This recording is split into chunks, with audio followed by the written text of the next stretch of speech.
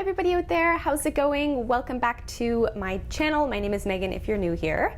And one of my really big goals for 2019 has been to reduce my waist a little bit more. So in today's video, I'm going to be sharing with you 10 ways to reduce your waist. Some of these things I've been doing for quite a few years. Some of them are new to my life, and some of these things are also great for saving money as well.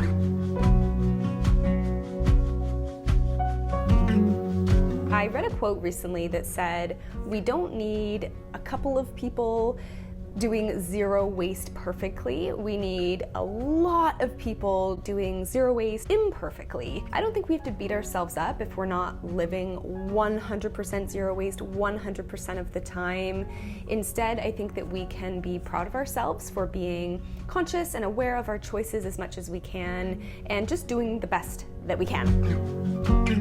Something that I have just recently started using is a safety razor, which is a reusable stainless steel razor. For many, many years, I was using disposable plastic razors and can be really expensive and just really wasteful.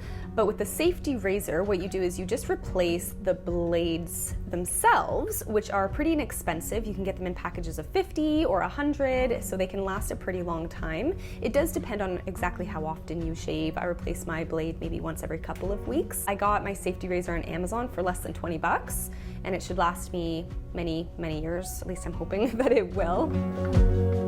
Investing in a reusable stainless steel or glass water bottle is one of the best things that you can do instead of using the disposable plastic water bottles regularly. I have the Life Factory bottle, which is a glass bottle with a silicone covering. I love it. I've had it for many, many years now. It's estimated that globally people buy 1 million plastic bottles per minute, which is crazy. And on top of that, there's a number of studies that show the plastics contain a number of different chemical compounds that can disrupt our endocrine system and our hormones. A lot better if we can try to opt for a reusable bottle.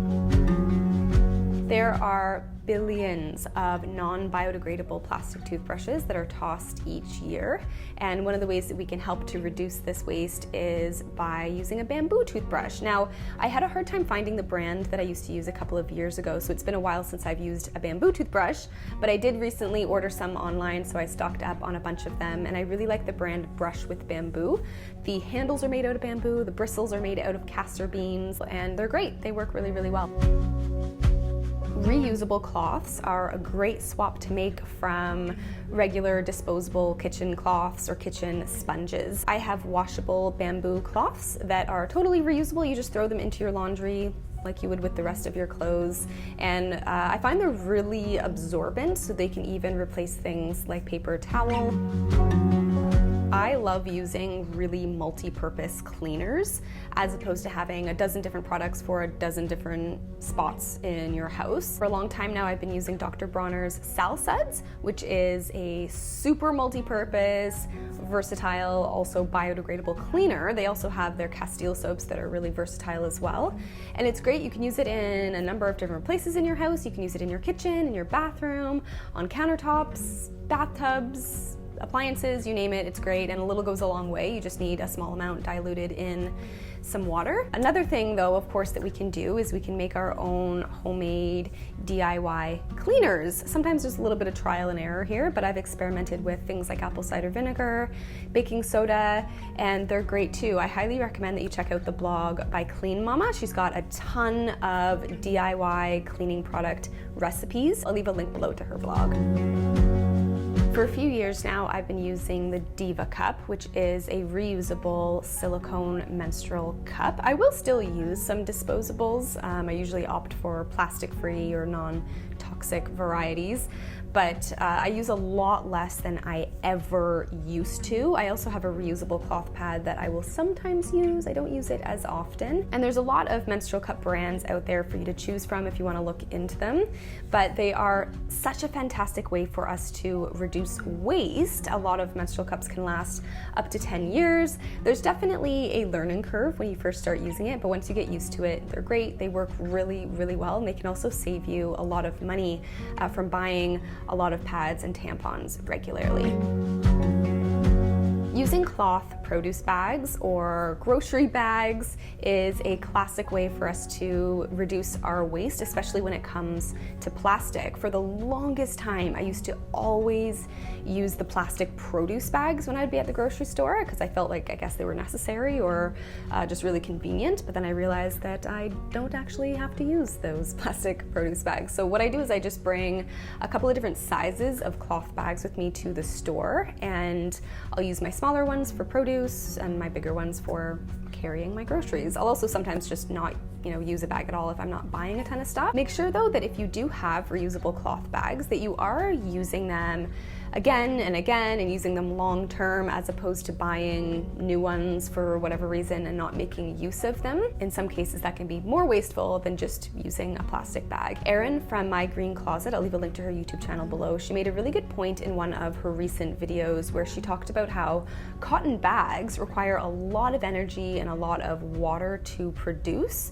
So make sure that you do actually make use of the ones that you have. If I ever forget my cloth bags, which happens from time to time, like I will use plastic bags. I wouldn't say I'm a really rigid with like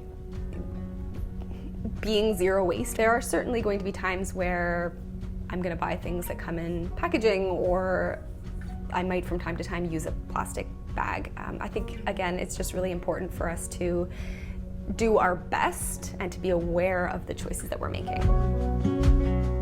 My next point is probably my favorite on this list. It's something I've been doing for many years now, and that is shopping secondhand or shopping at thrift stores. This is by far one of the best things that you can do to save money and to just reuse in general. A big portion of my wardrobe has come from the thrift store over the years. I love Value Village, one of my favorite stores. I'm not sure if there's a Value Village in the States. It's definitely one of our popular thrift stores here in Canada, but I love it. Now, I don't buy every single thing secondhand, but what I do like to do often is I'll check out the thrift store if there's a piece of clothing that I need or want before I check out other stores. They also have other things too, like housewares and that sort of thing. So I highly encourage you to check out your local thrift store and just see what you can find there if there's something that you're in need of. Making a grocery list and sticking to it is one of the best things that you can do to prevent food waste. You don't have to have like a really strict meal plan that you're sticking to each week, although it can be really helpful to have a good idea of the meals that you plan on making or the types of meals that you tend to make regularly. If I ever do have produce that is starting to look like it's gonna go bad and it didn't get used up, I'll just do my absolute best to get creative with it and use it somehow.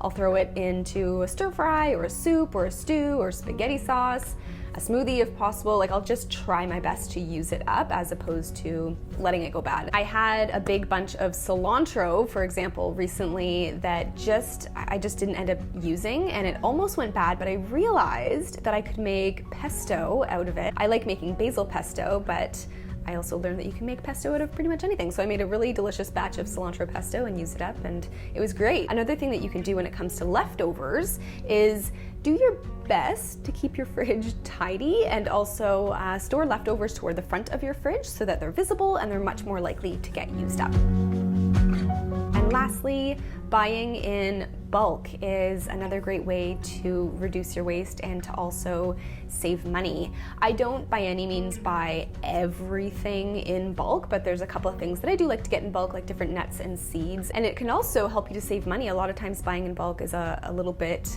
less expensive, but something that you can do is actually bring your own jars, mason jars or containers to the store, and they'll weigh the empty containers before you go and fill them up, as opposed to you using their plastic baggies. And that is it for today's video. I hope that you learned a thing or two. Definitely leave me your comments below. I would love to hear from you if you have any other tips to share with how you reduce waste or save money. And that's it for today. I will see you all very, very soon. Bye.